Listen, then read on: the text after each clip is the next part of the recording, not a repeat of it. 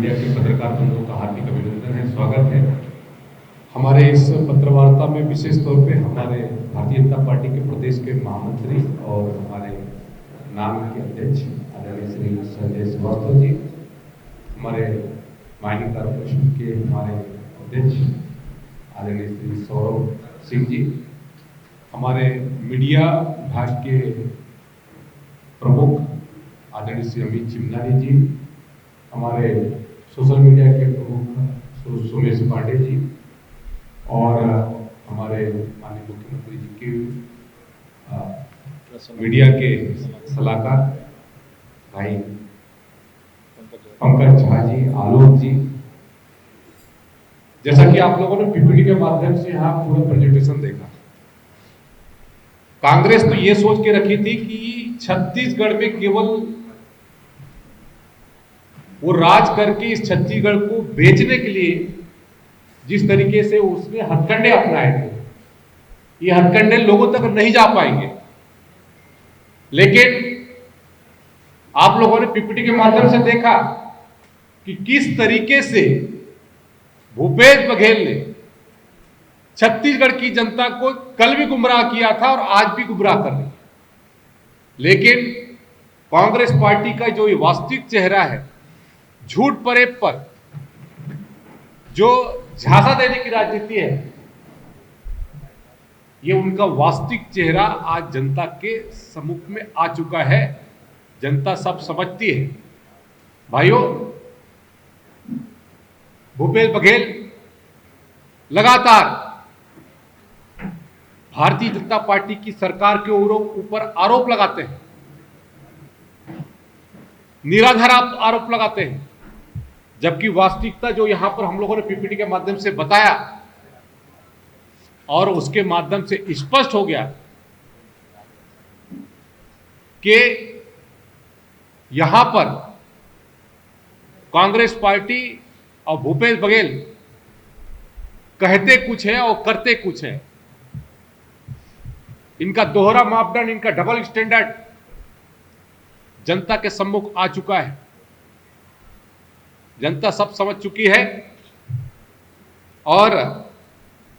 Congress party बार बार ये साबित कर रही है कि ये चोरी भी कर रहे हैं और सीना जोरी भी कर रहे हैं। इससे बड़ा दुर्भाग्यपूर्ण और नहीं हो सकता, क्योंकि कांग्रेस पार्टी और भूपेश बघेल विशेष ने इस पूरे छत्तीसगढ़ को पिछले 5 वर्ष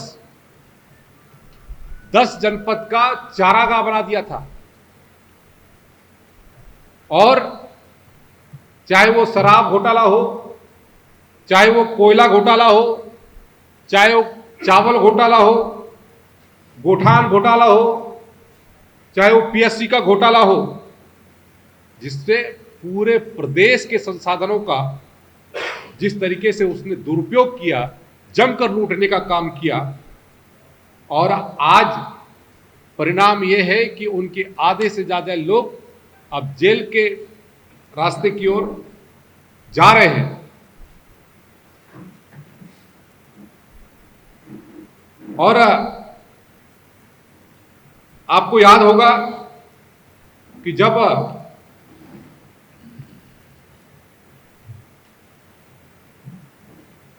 कांग्रेस पार्टी ने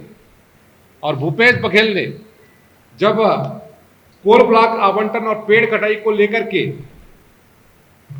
जो सवाल उठाए थे, पर 10 जनपद से जैसे ही आपके सरकार के ऊपर दबाव आता है तो आप शरणागत हो गए थे। और जिस तरीके से आपने अपने पत्रों के माध्यम से यहां पर स्पष्ट कर दिया, और अभी अभी आप लोगों ने देखा कि भूपेश बघेल किस तरीके से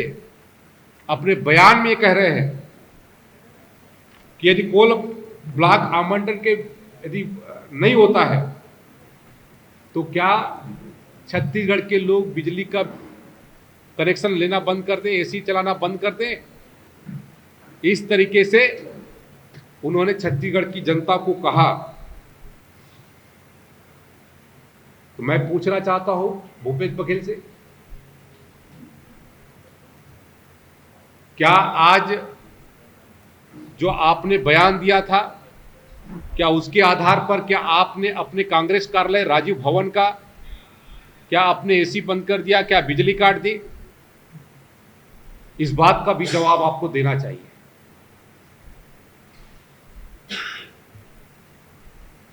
और जो तथ्य है उसके आधार पर जो आपने कोल ब्लॉक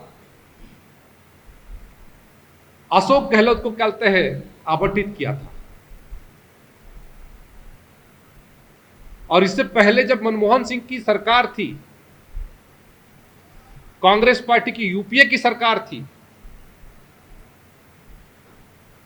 तब भी आपके ही नेताओं ने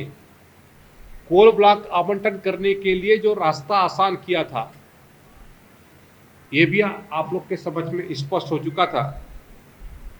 2010 में जब केंद्र में यूपीए की सरकार थी, मनमोहन सिंह की सरकार थी, तब जो कोयला मंत्रालय और पर्यावरण एवं वन मंत्रालय ने जो हसदेव अरण्य को पूरी तरीके से नो गो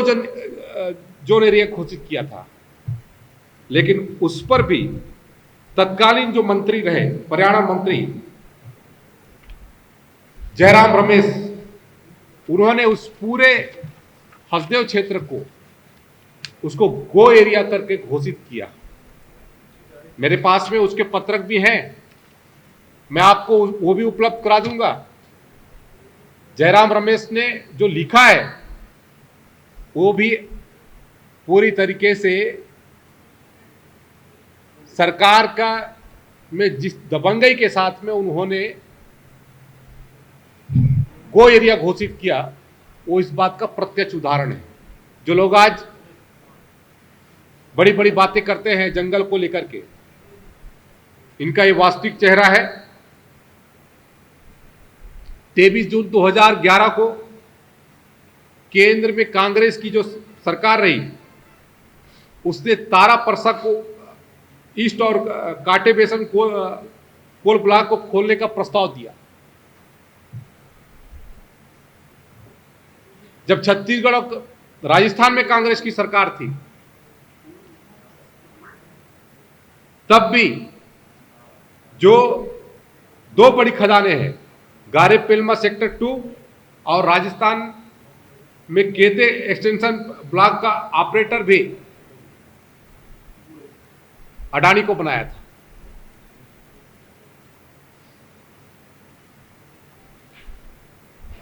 और जब मुख्यमंत्री के रूप में भूपेश बघेल थे, तो 16 अक्टूबर 2019 को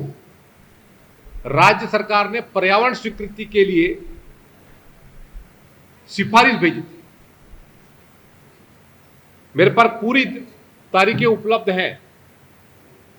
यदि भूपेश बघेल को तारीखें याद नहीं है,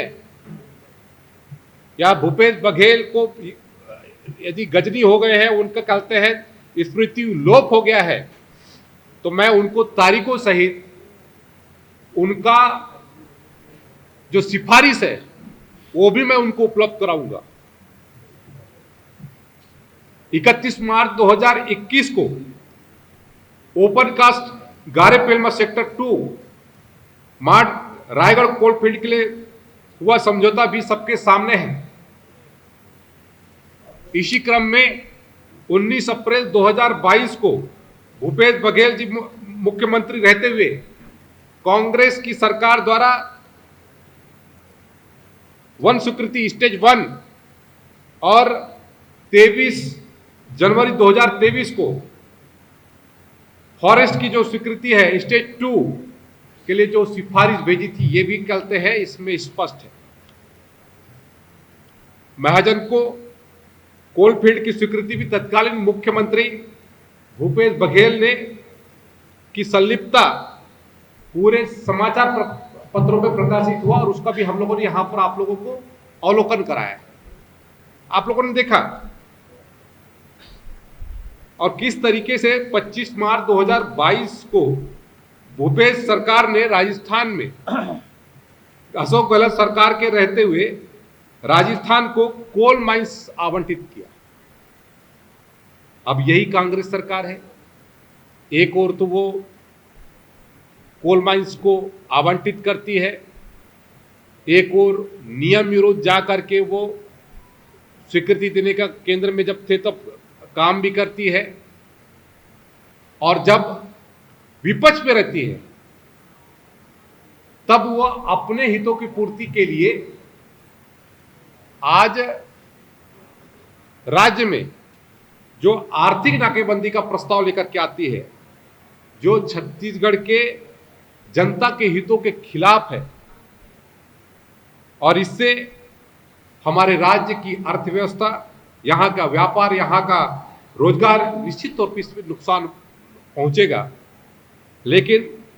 इन सब से